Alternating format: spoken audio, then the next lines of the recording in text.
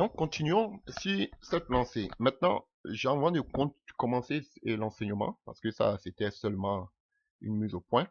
Mais je vais faire une seule vidéo, ne vous en faites pas.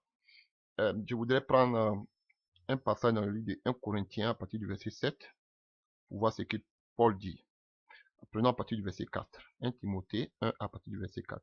Je rends à mon Dieu de continuer leur action de grâce à votre sujet, pour la grâce de Dieu qui vous a été accordée en Jésus-Christ. Car en lui, vous avez été comblés de toutes les richesses qui concernent la parole et la connaissance, le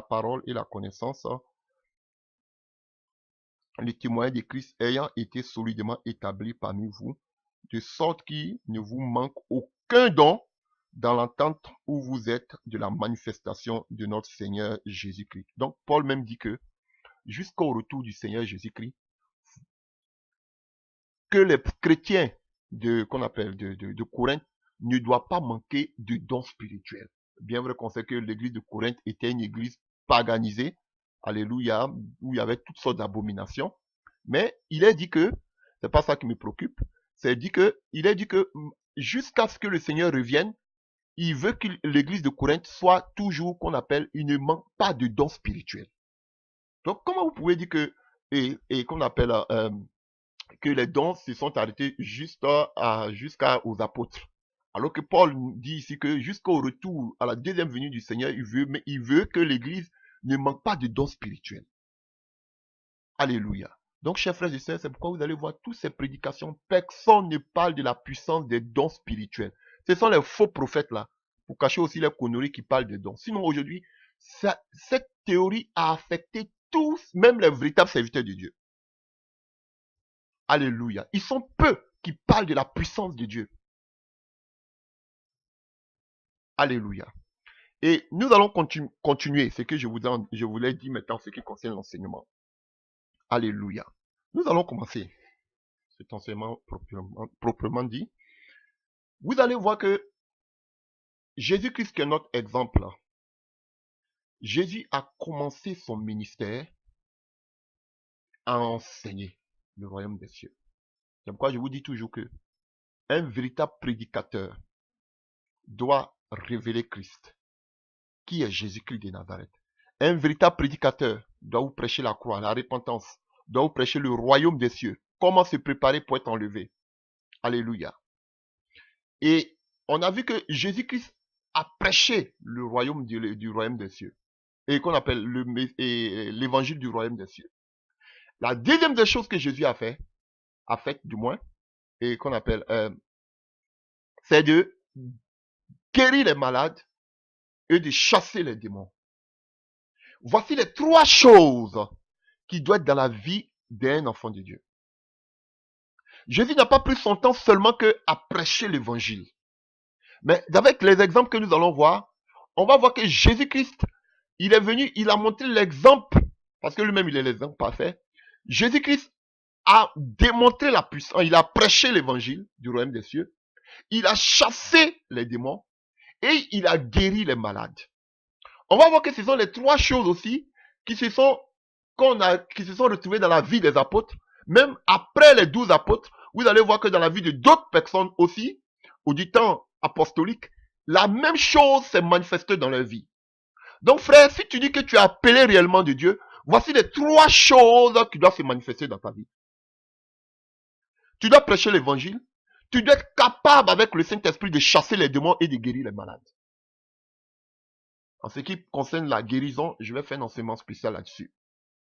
Donc frère, voici les trois étapes. Si vous ne voyez pas ça dans la vie de votre pasteur, que c'est un prédicateur du royaume des cieux, si vous ne voyez pas dans la vie de votre pasteur qu'il guérit les malades, si vous ne voyez pas dans la vie de votre pasteur qu'il chasse les démons au nom de Jésus-Christ par l'autorité de Jésus, pas par des démons, alléluia, prenez vos bagages et sortez de ces lieux.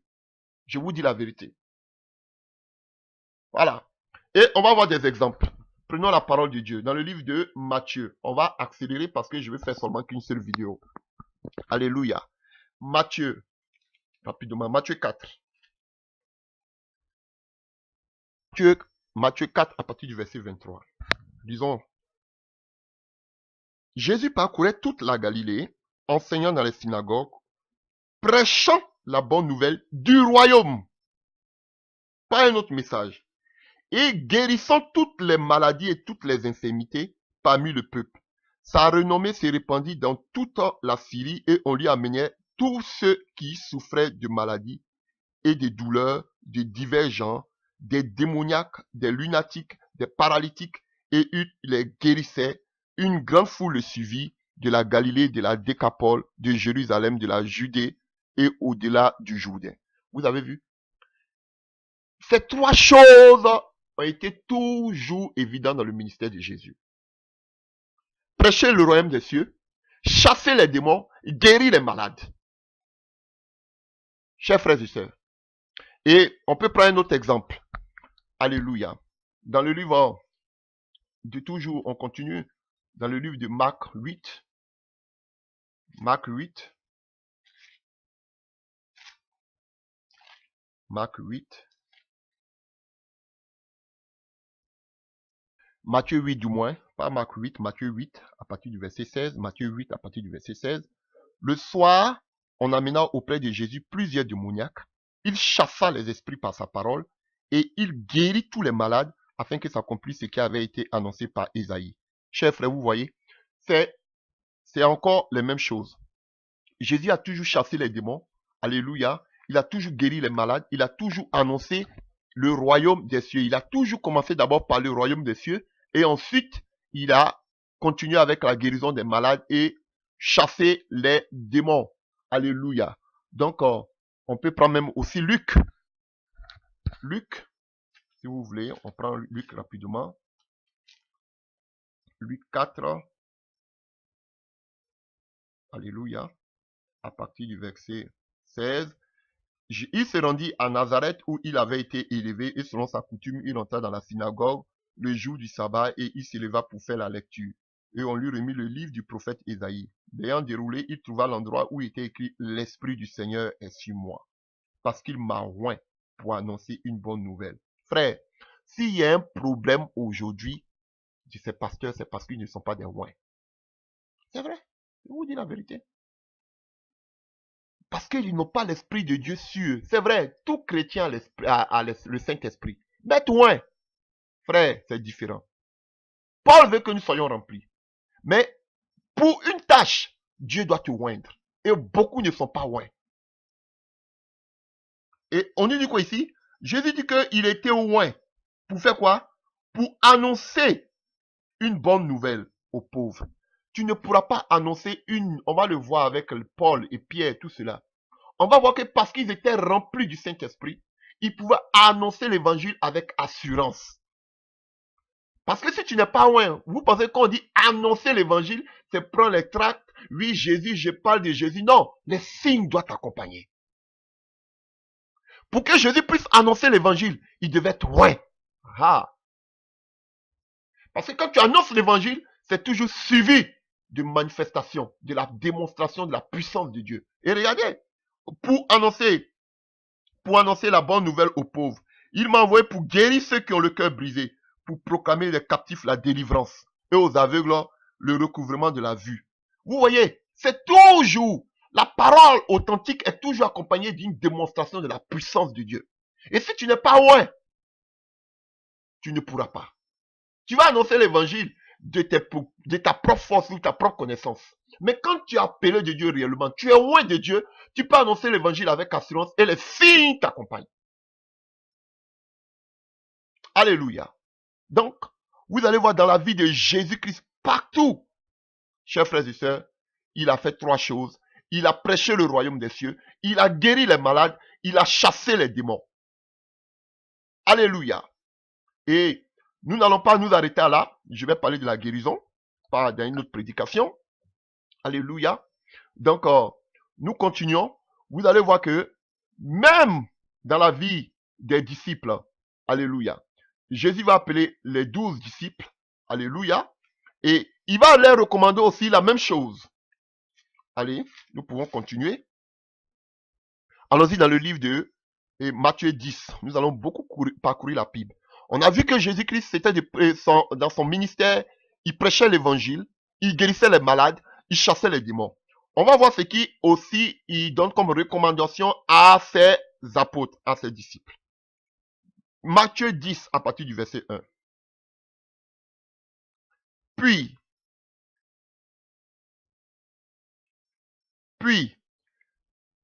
excusez-moi, hein, en ce qui concerne Jésus, il y a tellement de choses à dire.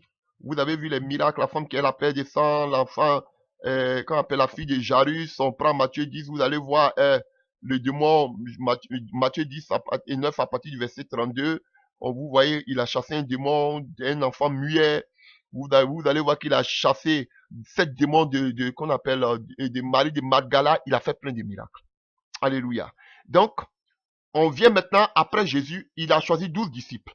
Qu'est-ce qu'il donne comme recommandation à ses disciples? Voyons dans le livre de Matthieu 10 à partir du verset 1. Puis, ayant appelé les 12 disciples, il leur donna le pouvoir de chasser les esprits impurs et de guérir les malades et toute infirmité. Même à Judas, alléluia, il a donné cette autorité aussi de chasser les démons. De guérir toutes les infirmités. Je vais parler de la guérison dans une autre prédication, spécialement. Alléluia. De la guérison et de la médecine. Vous voyez? Donc, Jésus donne aussi ce pouvoir-là à ses disciples de chasser les esprits impurs et de guérir les maladies, toute maladie et toute infirmité. Chers frères et sœurs, Jésus ne s'est pas arrêté qu'à lui, mais le processus a continué jusqu'aux apôtres. Voilà. Et après les 12 apôtres, le Seigneur continue. Alléluia. Dans le livre de Luc 10, verset 1. Après cela, le Seigneur désira encore 70 autres disciples. Et il les envoya 2 à 2. Alléluia. Devant lui dans toutes les villes et dans tous les lieux où lui-même devait aller. Il leur dit, la moisson est grande, mais il y a peu d'ouvriers. Priez donc le maître de la moisson d'envoyer des ouvriers dans sa moisson. Et à partir du verset 8, il dit, dans quelques villes que vous entriez et que l'on vous recevra, mangez ce que vous sera présenté, guérissez les malades, et qui s'y trouveront, du moins, pardon, et dites-leur que le royaume des dieux s'est approché de vous. Vous voyez? C'est le même message. Et quand on continue dans ce même message, dans le livre de Luc 10, à partir du verset 17, les 70 reviennent avec joie, disant, Seigneur, les démons même nous sommes soumis en ton nom. Jésus dit, je voyais Satan tomber du ciel comme un éclair. Voici, je vous donne le pouvoir de marcher sur les serpents et les scorpions et sur toute la puissance de l'ennemi et rien ne pourra vous nuire. Donc déjà, ce qu'on était en train de dire, de cette théorie erronée de la cessation des miracles. Voici les 70 anciens qui ne faisaient même pas partie des 12 apôtres, qui avaient reçu le pouvoir de chasser les démons. Ils viennent même dire en Jésus-Christ, Jésus-Christ en ton nom, les démons nous sont soumis. Chers frères, donc déjà, on casse, on détruit cette théorie erronée. Donc vous comprenez? Donc même les 70 anciens, ils avaient reçu aussi le pouvoir de guérir les malades et de chasser les démons dans le nom de Jésus-Christ. Alléluia. On a vu l'exemple de Jésus qui a annoncé l'évangile, qui a guéri les malades, qui a chassé les démons. On a vu les 12 apôtres aussi qui pouvaient chasser. On va voir les qu'on appelle. On peut prendre l'exemple de Pierre et de Paul, si vous voulez, on va les voir. Qui ont eu aussi à chasser les démons, à guérir les malades et à annoncer le royaume des cieux. Chers frères et sœurs. Et ce qu'il dit encore, quand vous prenez Marc, alléluia, il donne ces instructions-là, alléluia, à tous les serviteurs, à tous ceux qui étaient avec lui, les apôtres, et tous ceux qui allaient le servir dans l'avenir. En Marc 16, à partir du verset 15. Puis il a dit, allez par tout le monde et prêchez la bonne nouvelle à toute la création. Voici les miracles. Et vous comprenez? Et voici les miracles en compagnie ceux qui auront cru en son nom. Ils chasseront les démons. Ils parleront des nouvelles langues, ils saisiront les serpents, ils boiront quelques breuvages mortels et il ne leur fera point de mal. Ils imposeront les mains aux malades et les malades seront guéris. C'est la même chose que Jésus a dit. Mais pourquoi maintenant quand on dit ils parleront des nouvelles langues, quand on parle de parler en langue, vous dites que c'est pentecôtiste? Pourquoi vous dites que c'est pentecôtiste? Ce ne sont pas des ordonnances, des ordres que Jésus-Christ a donnés. Alléluia. Donc, vous voyez que c'est la même chose que le Seigneur a donné à tous ses disciples et à nous qui sommes ses disciples dans l'avenir, qui devaient être ses disciples dans l'avenir, dans ce temps présent du moins. Donc, et ceux même encore qui vont venir après nous. Parce que je vous dis qu'il va s'élever une génération des enfants puissamment utilisés par Dieu. Dieu m'a montré. Chers frères, donc je vous dis la vérité. Ils ont fait des miracles, ils ont prêché la parole, ils ont guéri les malades. Il dit à tous ceux qui ont cru en lui, allez, annoncez, prêchez la bonne nouvelle. Vous avez vu, encore la bonne nouvelle ressort à toute la création. Il n'a pas dit d'aller annoncer qu'on appelle la bonne nouvelle, chers frères et sœurs, dans vos quatre murs, dans vos boutiques, dans vos zigouras. Frères, à toute la création. La création, c'est pas les grandes villes. C'est pas vos temples. La création aussi, c'est dans les villages, dans les coins les plus éloignés. Oui, cher frère. Vous allez me dire, mais qu'est-ce qu'il fait derrière son ordinateur? Il a de parler. Frère, oui, je sais, je partirai. Mais avant même là, j'étais déjà parti. Frère, vous, moi, je suis entré dans vous, vous n'êtes pas encore entré. Je défie. Je sais qu'il y a d'autres qui sont partis, mais je peux les compter du bout des doigts. Je suis allé dans des forêts. J'ai prêché partout. Je ne sais pas un coin où j'ai pas prêché. Marché, et des gares routières, à des arrêts. J'ai prêché partout. Même devant des mosquées. Devant les mosquées même, je criais, Jésus est Dieu. Il me disait Safrou là. Alléluia. J'ai prêché partout. Je préfère prêcher dans les villages. Là où vous voyez ces hommes, ces femmes, avec des lampes et tempêtes. Alléluia. Qui sont en train d'acclamer le Seigneur, qui sont en train de chanter, qui battent les mains, qui aiment Dieu. Ça j'aime. Pas lorsqu'on on voulait nous mettre dans leur église, dans les bâtiments, je disais toujours dehors. Les plein air.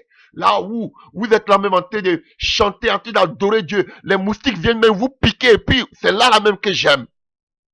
Et tu vois l'onction de Dieu qui est dégagée, la puissance de Dieu, les guérisons, les délivrances terribles. Frère, c'est ça on veut voir. C'est pas toujours vos croisades dans toujours les quatre murs pour dire waouh, il y a du monde, tout ça. Frère, c'est dans les villages. Laissez un peu vos cravates, laissez un peu vos, qu'on appelle vos, je sais pas. Allez-y, portez des sandales, allez-y dans les villages. Portez des bottes. Vous les laissez toujours avec les démons apprivoisés, les démons citadins qui mangent du McDo. Allez-y dans les villages, vous allez croiser des démons. Si Dieu ne t'a pas appelé, range ta Bible, va chercher du travail. Mais si tu dis que Dieu t'a appelé, voici les signes qui doivent t'accompagner. Tu dois prêcher l'évangile du royaume des cieux. Tu dois être capable au nom de Jésus de guérir les malades. Tu dois être capable au nom de Jésus-Christ de chasser les démons. Si tu ne vois pas ça dans ta vie, ferme ta Bible. Va chercher du travail.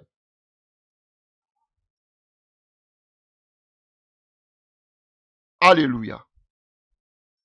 Et voici maintenant la prière que tous les disciples, toutes les assemblées véritables de Jésus-Christ doivent faire. Je vous dis, à la fin de ces temps, les temps derniers que nous vivons, voici la prière que toute communauté doit faire, toute communauté chrétienne doit faire. Alléluia. Prenons le livre des Actes des Apôtres. 4. Alléluia.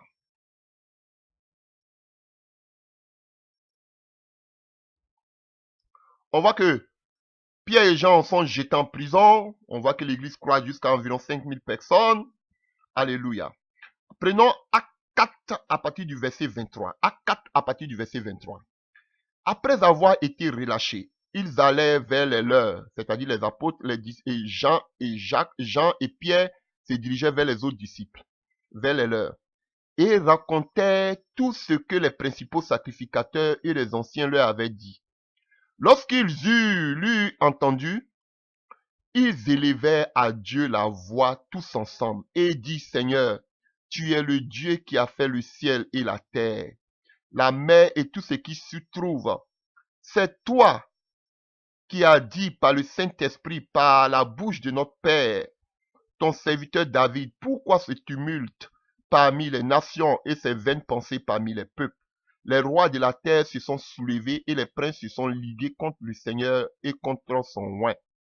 En effet, contre ton oint, fils Jésus, que tu as oint, Hérode et Ponce Pilate se sont ligués dans cette ville avec les nations, avec les peuples d'Israël, pour faire tout ce que ta main et ton conseil avaient arrêté d'avance. Et maintenant, Seigneur, vois leurs menaces. Regardez la prière. Regardez la prière que toute assemblée doit commencer à faire. Regardez la prière de toutes ces personnes, de tous ces chrétiens, ces disciples. Ils disent, Seigneur, vois les menaces. Dans la souffrance, dans la persécution, voici la prière qu'ils font. Oh, alléluia. Donne à tes serviteurs d'annoncer ta parole avec une pleine assurance. La première des choses qu'ils demandent, c'est de leur donner, alléluia, de leur donner le pouvoir, oh, d'annoncer la parole de Dieu avec assurance. Et quand vous prenez juste Actes 4, alléluia, à partir du verset 8, on dit, alors Pierre, rempli du Saint-Esprit, leur dit, alléluia. Et au verset 13, on dit quoi? Verset 13 de Actes 4, on dit, lorsqu'il vit l'assurance de Pierre et de Jean, il fut étonné, sachant que c'était des hommes du peuple sans instruction. Et il reconnut pour avoir été avec Jésus. Mais comme il voyait là près d'eux, l'homme qui avait été guéri, il n'avait rien à répliquer. La puissance de Dieu était là. Le paralytique a commencé à marcher. Mais on dit que Pierre, rempli du Saint-Esprit, il voyait l'assurance avec laquelle il avait. Et c'est la même assurance que Jésus avait. Alléluia. Si vous en pouvez lire pour Jésus. C'est la même assurance qu'avait Jésus-Christ de Nazareth. C'est la même assurance qu'avait Pierre. Et c'est la même prière qu'aujourd'hui adresse ses disciples à Dieu. Que quoi? Qu'on appelle, donne à tes serviteurs d'annoncer ta parole avec une pleine assurance. Voici une des premières prières que l'Église doit annoncer, doit commencer à faire. Que les véritables serviteurs de Dieu annoncent l'évangile avec une pleine assurance. Mais si vous n'êtes pas loin, rempli, vous ne pouvez pas annoncer l'évangile avec une pleine assurance. La deuxième des choses, en étendant ta main pour qu'il fasse des guérisons. Ha! Alléluia. Pas pour qu'il parle de prospérité ou bien de bâtiments ou bien de salles. Pour qu'il fasse beaucoup de guérisons. Alléluia. Pour qu'il fasse beaucoup de guérisons, des miracles et des prodiges par le nom de ton Saint-Fils Jésus. Alléluia. Oh, voici la prière. Elles n'ont pas demandé l'argent. Nous, on a besoin de l'argent pour payer des bâtiments. Ou bien on veut construire. Ou bien bon, on a besoin de soutien. On veut soutenir les veuves, les orphelins.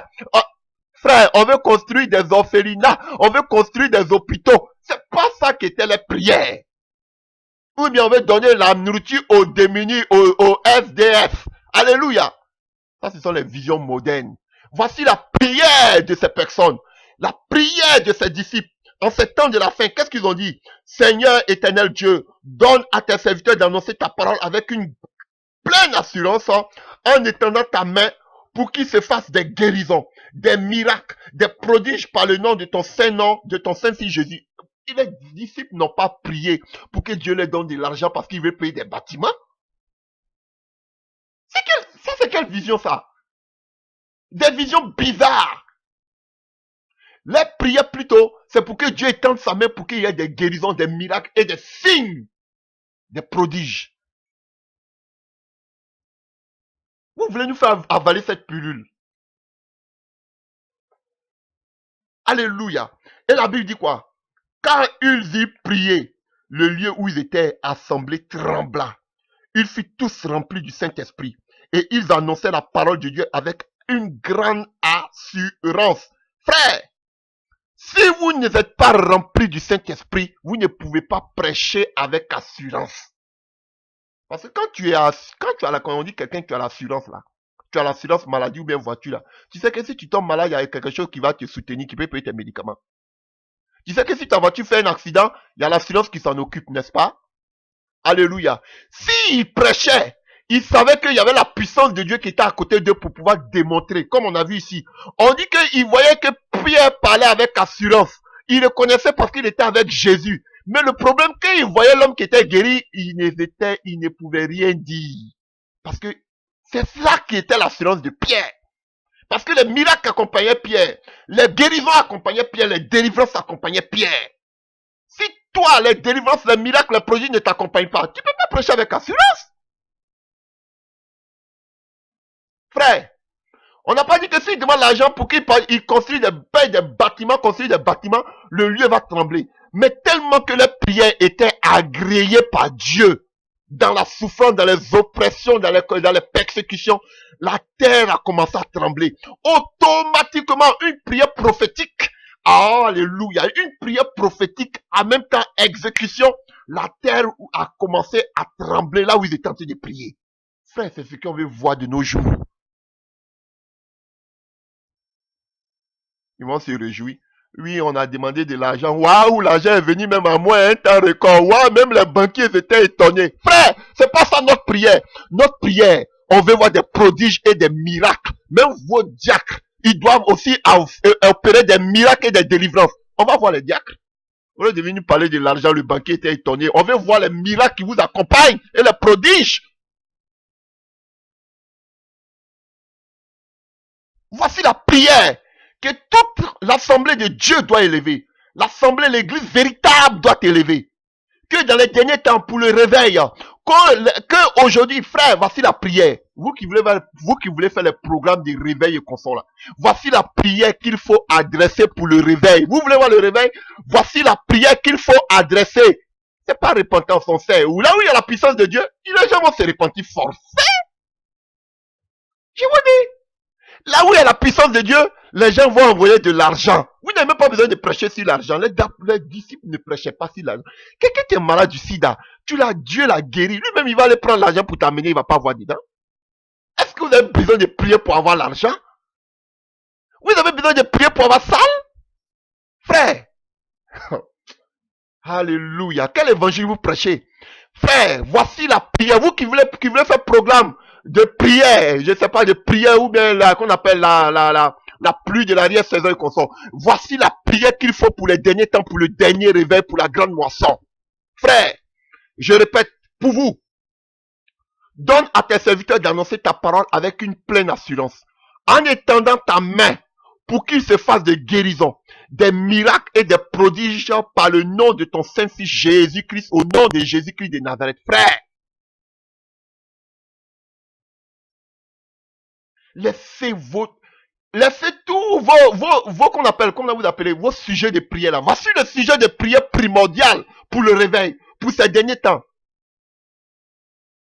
Rien à voir avec les orphelinats, rien à voir avec les SDF, rien à voir avec les salles.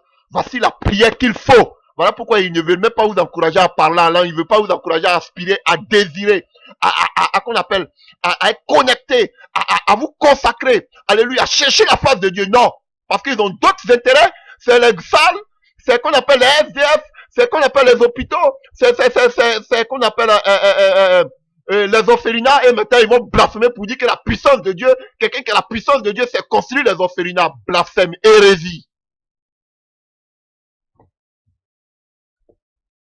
Alléluia. Frère, voici la prière que tout chrétien doit adresser à Dieu. Et tellement que Dieu a créé les prières, que tout le lieu a commencé à trembler et ils furent tous remplis de la puissance de Dieu, de telle sorte qu'ils commençaient ils pouvaient même, comme on appelle, ils pouvaient annoncer l'évangile avec assurance. C'est ce qu'on a besoin dans ces derniers temps. Cette prière que tout le monde, ce n'est plus question de Seigneur, donne-nous l'argent, on veut faire ceci, Seigneur, donne-nous ceci, Seigneur, donne-nous ça. Il n'y a plus autre sujet, moi je vous dis. Pour le réveil, voici les sujets qu'il faut. Alléluia. Voyons quelques exemples encore. Acte 3, on voit que Pierre et Jean montent, alléluia, au lieu de la prière. On voit un boiteux de naissance. Alléluia, on dit le boiteux regarde Pierre et Jean. Il s'attendait à avoir de l'argent. Mais il a dit, oh, alléluia. Comme beaucoup de chrétiens aujourd'hui, quand ils voient ces pasteurs-là, ils pensent en même temps à la prospérité. Parce que quand ils voient les pasteurs, les révérends là, on voit la gloire, tellement la gloire de ce monde que tout le monde veut ressembler maintenant à ces pasteurs. Donc quand la veuve, lui-même il est aveuglé, mais quand il est boiteux, mais quand lui-même il a vu les révérends comme ça, il dit, hé révérend, tu es trop bien habillé. Ah révérend, regarde ta voiture. Révérend, regarde ta chaussure. Révérend, regarde ton temple. Ah révérend, je vais devenir comme toi. Mais il pensait qu'il avait affaire au révérend moderne. Il est tombé sur le révérend Pierre. Pierre dit oui, il y a des révérends qui sont, quand tu les vois, ils ont jet privé, ils ont des grosses voitures. Mais moi que tu vois, moi je ne travaille pas avec l'argent. Il dit, ah, est-ce que je peux un peu avoir de ta gloire que tu as? Pierre dit que moi je n'ai pas autre chose. Si les révérends de ce monde-là vous promettent la gloire, l'élévation, la prospérité, si ces révérends de ce monde, ces gourous de ce monde, qu'on appelle, vous promettent qu'on appelle de construire vos hôpitaux, de construire des orphelinats ou bien d'acheter des salles. Mais moi, je ne vous promets pas cela. Pierre et Jean disent, nous, on n'a pas d'argent pour te donner. Nous, on n'a pas de message de prospérité à t'annoncer. Ce qui nous veut t'annoncer, on connaît une seule personne qui peut t'enlever de cette situation, c'est le nom de Jésus-Christ. Lève-toi et marche. Pourquoi aujourd'hui on ne voit pas la puissance de Dieu? Parce que vous avez changé de message. Quand aujourd'hui ces fidèles, ces frères et sœurs, pas ces fidèles, ces frères, vos fidèles, aujourd'hui vous voyez, ils ne voient pas la puissance de Dieu en vous, plutôt ils voient la gloire et la prospérité. Ils voient le nombre de vos voitures, ils voient aujourd'hui vos temples, ils voient aujourd'hui vos costumes. Donc ils veulent voir comme ça, ils veulent aussi avoir l'argent que vous avez. Mais ils ne veulent pas avoir la puissance que vous avez en vous. C'est ce qui s'est passé ici. Mais il s'était trompé sur le compte. Il pensait qu'il avait affaire à ces bishops aujourd'hui qui se promènent dans les avions. Mais il s'était trompé de compte. Et il pensait qu'ici, Pierre, il est arrivé sur Pierre. Pierre dit, moi, je ne suis pas les autres bishops que tu vois aujourd'hui, les riches là. Moi, c'est le Saint-Esprit qui est ma richesse. Au nom de Jésus-Christ, j'ai plus que la richesse du passager de ce monde. La richesse passagère de ce monde. J'ai le nom de Jésus. Lève-toi et marche.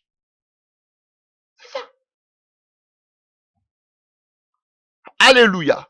Et on a vu la prière de ces gens. Ils ont tellement touché le cœur de Dieu même que le lieu a tremblé. Depuis que vous êtes en train de prier l'argent, on a besoin de l'argent pour faire l'œuvre. On a besoin de l'argent pour payer des salles. On a besoin de l'argent pour ceci. On a besoin de l'argent, frère. S'il y a la puissance de Dieu qui est démontrée, vos diacres là, au lieu de venir faire toujours des commentaires là, eux aussi, ils n'ont qu'à aller toucher les malades, que les malades soient guéris. On va voir le cas de Philippe aussi, qui était un diacre. Il ne prenait pas tout son temps en train de calculer l'argent, mais il était rempli du Saint-Esprit. Même pour Élie, un diacre, il fallait qu'il soit rempli de l'onction. Quel évangile vous prêchez? Et on continue. Acte 5, à partir du verset 12. Beaucoup de miracles et de prodiges,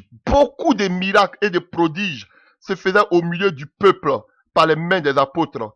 Ils se tenaient tous ensemble au portique de Salomon et aucun des autres n'osaient se joindre à eux, mais le peuple les louait hautement. Le nombre de tous ceux qui croyaient au Seigneur, hommes et femmes, s'augmentait de plus en plus. Si on ne voit plus de conversion, c'est parce qu'il n'y a pas la puissance de Dieu.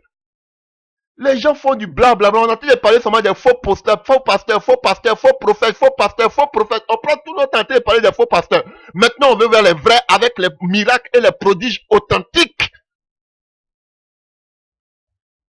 Ah, frère. Alléluia. On n'a pas dit que les miracles se faisaient seulement par la main d'une seule personne. On dit par la main des apôtres, par la main de tous les autres. Tous ceux qui faisaient la prière, c'était pas seulement une seule personne. Tout le monde était rempli de la puissance de Dieu. On n'a pas dit que c'était une seule personne qui était remplie de la puissance de Dieu. Ça, c'est un culte de la personnalité. Tous étaient remplis. Tous ceux qui priaient étaient. Pourquoi c'est vous seulement qui partez faire les délivrances, les guérisons et les autres là? Et ils ne voient pas aussi? On veut voir aussi ce que Dieu fait avec eux. Quel évangile vous prêchez? C'est pas Pierre seulement qui faisait tout. Alléluia. Le nombre de ceux qui croyaient au Seigneur, hommes et femmes, s'augmentait de plus en plus, en sorte qu'on apportait les malades dans les rues et qu'on les plaçait sur les lits et les couchettes, afin que lorsque Pierre passerait, son homme au moins couvrit, c'est ce qu'ils ont mis chez moi ici, couvrit quelqu'un d'eux, la multitude accourait. Au moins, je reprends s'il vous plaît. Plaça sur les lits et des couchettes, afin que lorsque Pierre passerait, son ombre au moins couvrit quelques-uns d'eux. La multitude accourait aussi des villes voisines à Jérusalem, amenant des malades et des gens tourmentés par des esprits impurs. Et tous étaient guéris. Des gens qui étaient tourmentés par des esprits, les gens qui étaient malades, ils étaient guéris. Les gens prêchaient l'évangile, les apôtres prêchaient l'évangile, ils délivraient les possédés, ils chassaient les démons, ils guérissaient les malades. Frère, c'est ça. Quel évangile d'autre vous voulez nous faire entendre? Dans ces derniers temps-là, voici le message. Alléluia. On a compris tout. Maintenant, voici le message. C'est ça qui va faire la différence.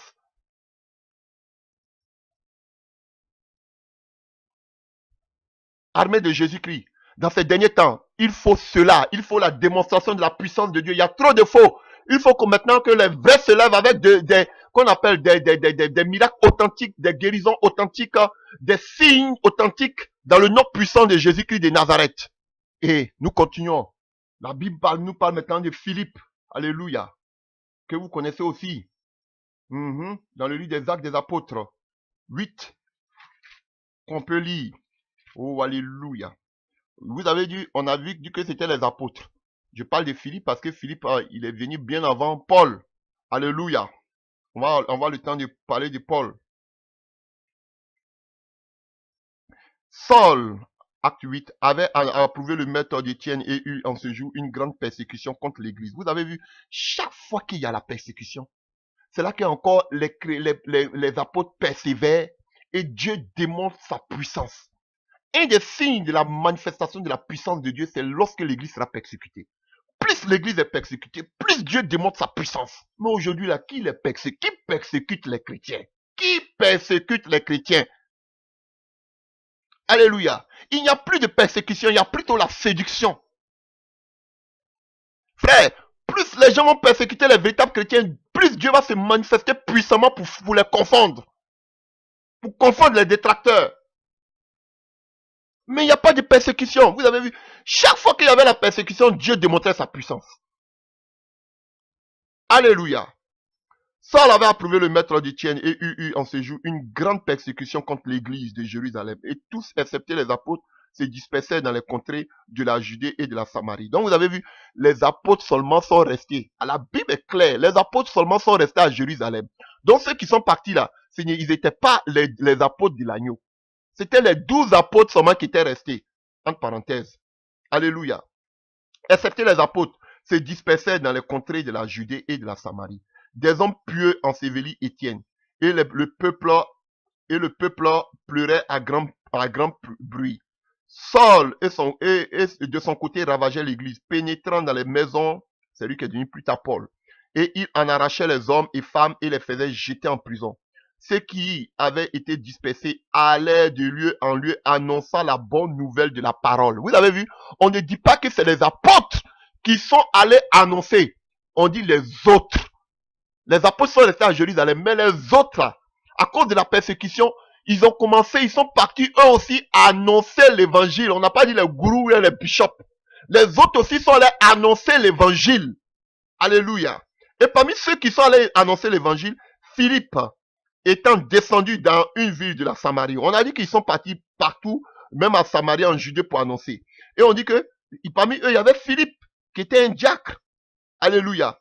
Étant descendu dans une ville de la Samarie, prêcha le Christ. Les foules tout entières étant attentives. La première des choses que Philippe a fait, c'est de prêcher Christ, c'est de révéler Christ. Il était diacre. Diacre. Il n'était pas bishop, il n'était pas apôtre, il n'était pas prophète. Il était simplement un diacre. Il avait été nommé. Voyons cela dans le livre de Actes 6. À partir, vous pouvez lire. Il y avait des problèmes avec les femmes grecques. Alléluia. À cause du partage. Et voilà ce qu'il dit les apôtres. Les 12 convoquèrent la multitude des disciples et dit, Actes 6 à partir du verset 10, à partir du verset 2, Actes 6 à partir du verset 2. Il n'est pas convenable que nous laissions la parole de Dieu pour servir aux tables. C'est pourquoi, frères, choisissez parmi vous 7 hommes de qui l'on rende un bon témoignage. Ça, c'est un pour le diacre. Qui soient pleins d'Esprit Saint et de sagesse. Donc, il doit avoir la sagesse et l'Esprit Saint. Et parmi ceux-là, on dit qu'ils ont pris qui? Cette proposition plut à toute l'assemblée. Il élut Étienne, homme plein de foi et de Saint-Esprit. Philippe. Vous avez vu? Et c'est ce Philippe-là qui était un diacre qui est parti. Et on dit que ce Philippe-là, il est descendu, il a été élu, il a été nommé. Alléluia. Le peuple les a choisis. Et c'est ce Philippe-là qui est descendu en Samarie. On dit qu'il est arrivé en Samarie, la première des choses, en Acte 8, verset 5 qu'il a fait, Philippe qu'on appelle, étant descendu dans une ville de Samarie, il prêcha le Christ. Les foules tout entières étaient attentives à ce que disait Philippe. Lorsqu'ils ont appris et vu les miracles qu'il faisait, car des esprits impurs sortis de plusieurs démoniaques, en poussant de grands cris, et beaucoup de paralytiques et de boiteux furent guéris, et une grande joie était dans cette ville. Vous avez vu, chers frères et sœurs, il était diacre. Il n'était même pas parmi les apôtres. Vous qui dites que c'est seulement qu'au niveau des apôtres. Voici quelqu'un qui ne faisait même pas partie des apôtres. Et le même signe qui était avec Jésus, qui était avec les apôtres aussi l'accompagnait. Il a prêché l'évangile. Voici un véritable serviteur, c'est de prêcher l'évangile de Christ, révéler Christ au monde entier, révéler la divinité de notre Dieu, 100% homme, 100% Dieu. Chers frères et sœurs, parler de son retour, alléluia, et parler de la consécration, la sanctification pour être enlevé, parler du péché, parler de la croix, et quoi? Maintenant on dit que les signes ont accompagné, qu'il a fini de rétablir l'autel comme Élie. Maintenant, le feu a commencé à descendre. Et on voit que maintenant, les démoniaques ont commencé maintenant à être libérés. Les malades ont commencé à être guéris. Les paralytiques ont commencé à marcher. Frère, vous ne pouvez pas voir les signes si vous ne prêchez pas la véritable parole du royaume des cieux. C'est ça. C'est le préalable. Révéler Christ. Et je vous dis, quand que vous allez parler de la divinité de Jésus, révéler Christ au monde entier, la puissance de Dieu va vous accompagner. Mais les trinitaires, à moins que vous partez toucher les œuvres occultes, Dieu ne gâte pas son nom dans des bêtises. Tu ne connais même pas qui est ton Dieu, et puis il va venir se révéler, il va venir. Ça, la plaisanterie que vous nous montrez là, tout ça là, c'est du montage. Vous êtes en train de faire des montages là. Quand je vous regarde matin, midi, soir, comme des enfants là, vous faites des montages à longueur de journée pour dire que quoi, Dieu est avec vous. Des trinitaires, Dieu ne vous connaît pas. Ah, alléluia. On voit Philippe, Dieu qui se manifeste. Les démons pactent. On voit que les malades sont guéris. Il était simple diacre, nommé. Pas par les apôtres. Sinon vous avez dit que peut-être les apôtres lui ont donné un petit secret. Non. On a dit quoi? Comment on a vu Étienne, un homme rempli de foi et du Saint-Esprit. Pareil pour Philippe, qui était un évangéliste. Alléluia. Vous voyez ça dans le livre des Actes 21 là-bas. Voilà. On voit la puissance de Dieu aussi qui l'accompagne. Où sont ces évangélistes aujourd'hui? Tout le monde ils sont devenus tous des pasteurs parce qu'ils ont peur d'aller affronter les démons. Tout le monde est devenu pasteur aujourd'hui. Il n'y a même plus d'évangélistes. Les évangélistes sont devenus rares. Qui va aller confronter les démons? Vaut mieux rester dans ta salle, tu vas prêcher la prospérité, tu vas avoir de l'argent. C'est la sorcellerie. Alléluia. Alléluia. Alléluia. On voit Paul. Alléluia. Avec Barnabas. Après qu'ils eurent reçu qu'on appelle le mandat de Dieu dans l'église d'Antioche de partir, lui et Barnabas. Mettez Paul et Barnabas pour l'œuvre à laquelle je les ai appelés. Ils descendent à liste dans le livre des Actes des Apôtres 14. Chers frères, on voit comment Dieu s'est manifesté un boiteux de naissance. Il commence à marcher. On a commencé en même temps, on a commencé à les adorer. Alléluia. Vous pouvez le voir dans le livre de Acte 14. Alléluia. On appelait Barnabas Jupiter et Paul Mercure. Frère, vous voyez, on les adorait. Et ceci là, c'est pas une histoire drôle. Ceci m'est arrivé personnellement. On était allé dans un village pour faire une croisade. Et on est resté là dans ce village-là, dans les forêts sacrées. On a pris 3 jours de jeûne, on était assis dedans, on était en train de prier pour le programme. Dans le moment de jeûne qu'on était dans ce village-là, on était dans les forêts sacrées, là où il y avait l'eau, tout cela. Ils ne mangeaient même pas les poissons qui étaient dans le camp. On coupait le jeûne, on partait, on pêchait les poissons là, sacrés, là, on mangeait ça. Dans la forêt sacrée, les gens sont venus. Ils ont dit, c'est pas possible. Vous dormez dans la forêt sacrée là. Vous mangez le poisson sacré là. On dit, oui. Les gens sont venus se prosterner. On dit, non. Ils disent, non, ils n'ont jamais vu ça. Non, c'est qui Paul a vécu ici. Nous, on a vécu. On a vécu ça quand on partait dans les villages. Je vous dis, on dormait dans les forêts sacrées. On mangeait les poissons sacrés, entre parenthèses. Les gens étaient émerveillés, stupéfaits. Des choses que eux, ils vénéraient, ils adoraient. Que personne ne devait manger. On a mangé. Alléluia. Donc, vous voyez, voici Paul. Les gens viennent l'adorer. Lui et puis Barnabas. Parce que la puissance de Dieu est démontrée. Frère, je vous dis la vérité. Si vous voulez, on peut continuer encore. En acte 16. Alléluia. Voilà, pendant qu'il partait au lieu de prière, une femme encore. Acte 16 à partir du verset 16. Une femme encore qui avait un esprit de python. Alléluia. Délivrance. C'est ça l'évangile. Alléluia. Délivrance. Et allons-y voir encore. Alléluia. En acte 19. Ça maintenant on parle de Paul. Hein? Acte 19 à partir du verset 11. Et Dieu faisait des miracles extraordinaires par les mains de Paul. Au point même qu'on appliquait sur les malades, des linges ou des mouchoirs qui avaient touché son corps. Et les maladies les quittaient. Et les esprits malins sortaient. Oh Rabasharion Katawi. Voici l'évangile. Voici l'évangile. Frère, l'évangile n'a pas changé. Les hommes et le diable ont voulu changer le message, cet évangile. Mais on va rétablir cet évangile dans le nom de Jésus, quelles que soient les persécutions. Plus vous allez nous persécuter, plus le diable va se lever, plus Dieu va démontrer sa puissance. Dans ces temps de la fin, je vous dis la vérité. Alléluia. On voit la puissance qui accompagne Paul. Paul aussi ne faisait pas partie des 12 apôtres. Mais on voit que la même chose que Jésus a fait, la même chose que les 12 apôtres ont fait, la même chose que les autres frères ont fait avec l'exemple de Philippe que nous avons vu, on voit encore l'exemple de Paul. Alléluia. Qui chasse les démons. Son linge seulement. On a vu que Pierre, seulement son ombre guérissait les malades. On voit que Pierre, même son mouchoir, guérissait les malades. Les gens étaient délivrés. Alléluia. C'est ça l'évangile. Alléluia. Alléluia. Et ce que Paul dit aux Corinthiens dans le livre de 2 Corinthiens 12. Alléluia. À partir du verset 11. 2 Corinthiens 12 à partir du verset 11 à 12. J'ai été un insensé. Vous m'y avez contraint. C'est par vous que je devais être recommandé. Car je n'ai été inférieur en rien aux apôtres. Vous voyez, il est tenté de défendre son ministère. Les gens disaient qu'il n'était même pas parti, il n'avait même pas fait partie des apôtres, il va venir nous distraire ici.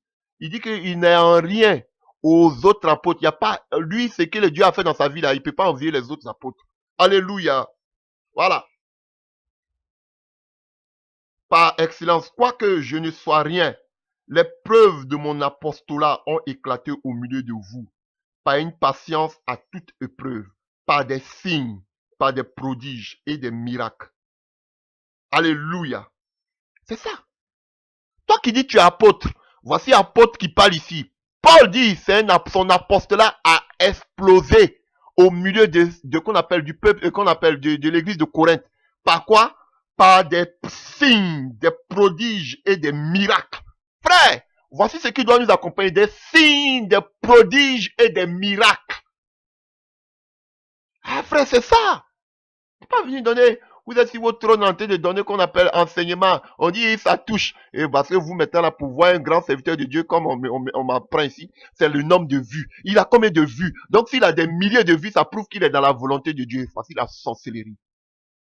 Voici la sorcellerie. On veut voir dans ces derniers temps, on veut voir les signes vous accompagner. Les signes vous accompagner. Alléluia. Les signes vous accompagnent. Et puis les signes là, c'est pas pour un moment et puis ça s'éteint. Non.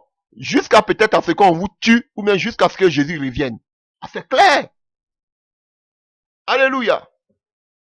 Voilà. Ou bien jusqu'à ce que vous quittez la terre. Si vous devez mourir. Alléluia. Oh, alléluia. Donc vous voyez, chers frères, et voilà pourquoi Paul encore, le même Paul dira dans le livre de qu'on appelle, de 1 Corinthiens 2, verset 4, que vous connaissez beaucoup. Alléluia. Car sa prédication ne reposait pas sur les discours de la sagesse humaine. J'aime trop ce passage. 1 Corinthiens 2. À partir du verset 4. Oh, alléluia. Et ma parole et ma prédication ne reposaient pas sur les discours persuasifs de la sagesse humaine. Alors qu'aujourd'hui, beaucoup reposent les prédications sur la sagesse humaine, la sagesse des philosophes, la sagesse de la théologie. Ce qu'ils ont appris aujourd'hui en théologie, c'est ce qu'ils vous enseignent. Mais Paul dit, son discours, sa prédication n'était pas basée sur les discours persuasifs de la sagesse humaine. La théologie, ils ont les discours persuasifs. Des discours qui font dormir, des prédications qui font dormir sans vie. Ils vont vous caresser avec leurs prédications, mais qui n'ont pas de vie. Paul dit, lui, sa prédication ne reposait pas sur les discours persuasifs de la sagesse humaine, de la théologie. Mais, quoi?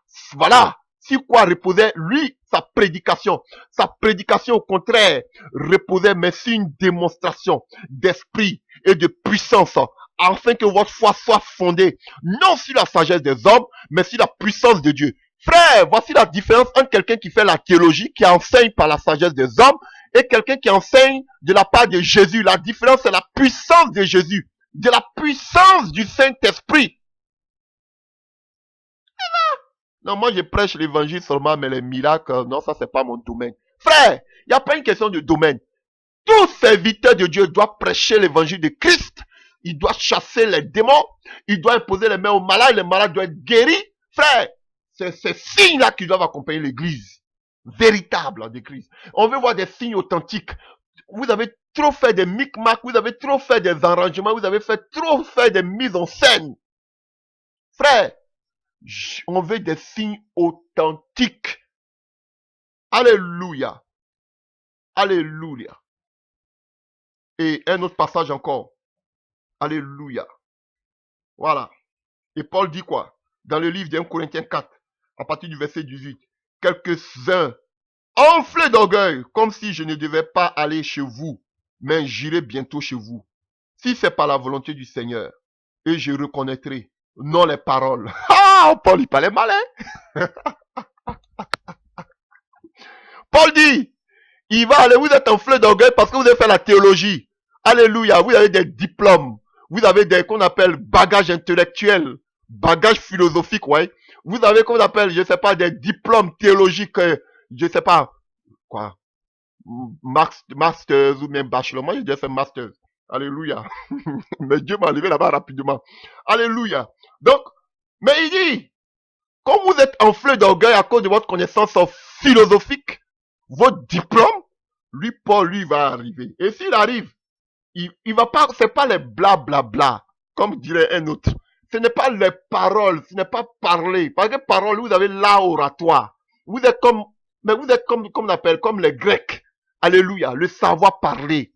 Voilà, vous savez argumenter. Vous avez la langue de Molière sur votre langue. Il dit, lui ne vient pas pour ça. Paul dit, lui, c'est que lui connaît. Quand il va venir, ce n'est pas, vous êtes enflé d'orgueil à cause de votre connaissance humaine, à votre sagesse humaine. Mais lui qui va venir, ce n'est pas les paroles. C'est la puissance de ceux qui sont enflés. Il veut voir, pas les paroles, mais la puissance de ces personnes-là. Car le royaume de Dieu, là, ce n'est pas les blablabla. Le royaume de Dieu consiste pas en paroles, mais en puissance. Alléluia. Voici ce que Paul dit.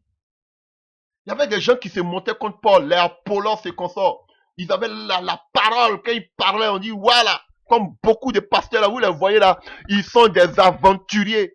Ils ont la bouche sucrée, la langue sucrée. Alléluia. Il dit, c'est pas les bla bla bla bla. Je vais voir le royaume des cieux, ce n'est pas la parole, c'est une démonstration d'esprit, de puissance. Je vais voir si vos bla bla là, vous pouvez guérir les malades. C'est ce que Paul dit. Donc, si tu prêches le royaume des cieux, tu dois savoir, parce que vous avez vu qu'on a vu que Jésus prêchait, tous les disciples prêchaient le royaume des cieux, le royaume des cieux, le royaume des cieux. L'évangile du royaume des cieux. Et Paul dit l'évangile de ce royaume des cieux-là, ce n'est pas des paroles, c'est la puissance de Dieu. Même pour être enlevé, c'est la puissance de Dieu qui va nous enlever. Ça n'a rien à voir avec la théorie de qu'on appelle, de Einstein là. Alléluia. Alléluia. Je vous dis la vérité, c'est la puissance de Dieu. Voilà. Donc, chers frères et sœurs, voilà, c'est ce que je voulais vous dire en ce soir. Je prêcherai personnellement sur la guérison. Voilà pourquoi je n'ai pas pris trop mon temps sur la guérison. Ce qui est sûr, chers frères et sœurs, ce qui était la preuve, les preuves bibliques, les preuves bibliques du temps de Jésus, du temps des apôtres. Frère, l'église véritable doit être reconnue, Père, par les guérisons, par les miracles, par les prodiges, par les démons qui sont chassés. Alléluia. C'était par la puissance de Jésus-Christ qu'il chassait les démons. C'était pas par un autre nom. Alléluia. En mon nom, vous chasserez les démons. Il a dit dans le livre de Marc 16. En mon nom. Et c'est sous l'autorité. C'est Jésus-Christ qui donnait l'autorité à ses disciples. Alléluia. C'est par l'autorité et par le nom de Jésus-Christ que les disciples ont accompli tous les miracles. Alléluia. Par la parole de Jésus-Christ de Nazareth. Frère, Jésus-Christ a dit que si nous croyons, nous ferons plus que ce qu'il a fait, plus même que les apôtres. Je comprends parce que nous vivons les temps et la gloire de la seconde maison sera plus grande que celle de la première, même si ce passage a une autre interprétation. Moi, je la prends comme ça. Frère, et je sais qu'avant le retour du Seigneur, Dieu va dévexer. Son onction est déjà dévexée. C'est vrai que dans l'Ancien Testament, Dieu, il y avait l'Esprit de Dieu, c'est vrai, mais l'Esprit de Dieu descendait sur eux pour une œuvre particulière, pour un moment. Alléluia. Mais l'Esprit de Dieu maintenant, il est en nous, chers frères et sœurs. Et ce que Dieu a fait avec les apôtres, il le fera aussi avec nous. Parce que Dieu ne change pas. Parce que Jésus-Christ est le même hier, aujourd'hui et éternellement, selon Hébreux 13, à partir du verset 8. Frère, de nos jours, ce pouvoir des miracles, des guérisons, doit accompagner tout serviteur de Dieu. Toute personne qui se dit ministre de Jésus-Christ de Nazareth, ce ne s'est pas arrêté seulement, la puissance de Dieu ne s'est pas arrêtée seulement qu'à Jésus, ne s'est pas arrêté seulement qu'aux disciples, ne s'est pas arrêté seulement qu'on appelle aux autres, aux 70, mais elle a été répandue jusqu'à nous. Comme Paul pouvait, et Pierre pouvait le dire en Acte 2, verset 38, jusqu'à ce grand nombre qui soit appelé dans le monde entier. Et comme il le dit en Marc 16, alléluia, partez, faites des nations mes disciples. Voici les signes qui accompagneront, selon Matthieu aussi 28. Voici la puissance de Dieu qui doit se démontrer, chers frères et sœurs. Alléluia. Et nous allons finir ce passage. Puis, il est dit, allez par tout le monde et prêchez la bonne nouvelle. Marc 16, verset 16, à toute la création. Celui qui croyait qui sera baptisé sera sauvé, mais celui qui ne croyait pas sera condamné. Voici les miracles. Vous voyez, tout ce qu'on a dit là, ça s'accomplit ici encore. Voici les miracles accompagnés ceux qui auront cru. En quoi? En mon nom. Ils chasseront les démons. Ils parleront de nouvelles langues. Nous avons parlé de ça déjà. Ils saisiront des serpents. Ils buvront des brûlants mortels. Il ne leur fera point du mal. Ils imposeront les mains aux malades et les malades seront guéris. Chers frères et sœurs, c'est par là que je veux finir. Jésus-Christ est le même hier, aujourd'hui et éternellement. La puissance de Dieu se déversera. Et la puissance de Dieu se manifestera encore, alléluia, comme elle n'a jamais été manifestée. La main de Dieu, comme on a lu tout à l'heure, la main de Dieu agira de telle sorte qu'on voit des signes, des prodiges et des miracles. Frère, on a trop donné la gloire à Satan et à ses faux prophètes. On veut maintenant donner gloire à Jésus-Christ avec le qu'on appelle l'élévation de véritables serviteurs de Dieu, alléluia, qui seront accompagnés des signes, des prodiges et des miracles, chers frères et sœurs. On a vu ici, on dit à tous ceux qui auront cru. Frère, si tu as cru, les miracles doivent t'accompagner. Tu dois être capable de guérir les malades, tu dois être capable de chasser les démons, tu dois être capable, chers frères et sœurs, de prêcher l'évangile avec assurance, chers frères. Si vous côtoyez, je ne parle pas des faux prophètes, des faux serviteurs, mais dans une église ou même dans un bâtiment où vous partez, ou bien vous priez avec un pasteur, ou bien je ne sais quoi, vous ne voyez pas les signes qui l'accompagnent. Ils vont vous dire que eux, c'est seulement de parler de la sanctification, eux, c'est parler seulement de, qu'on appelle la parole. Frère, ce qu'on vient de lire là, ce n'est pas dans mon livre je sais pas, du primaire que j'ai lu, c'est dans la Bible que j'ai lu. Frère, c'est pas dans mon carnet ou même dans mon calepin que j'ai tiré ces passages. Ça y est, dans la Bible. Donc, ça là, ce qu'on vient de prêcher là, vous devez aussi le mettre en application. Si vous côtoyez quelqu'un que vous ne voyez pas cela se manifester dans sa vie, frère, sœur, fuyez ce lieu. Fuyez ce lieu parce qu'il va vous communiquer la mort spirituelle ou bien il va vous communiquer la sagesse humaine qu'il a prise dans ces écoles théologiques babylonisées. Je vous dis la vérité, chers frères et sœurs. On n'est plus à l'heure des discours, des haut-parleurs, des là oratoires. On est à l'heure de la démonstration de la puissance du Saint-Esprit. Alléluia. Regardez comment ces faux prophètes sont sur la place publique. Vous êtes là, les faux prophètes, faux prophètes, faux prophètes. Où sont les vrais? Que les vrais aussi se lèvent. Que ceux qui se disent ils sont pas dans les faux, ils ne touchent pas aux œuvres occultes.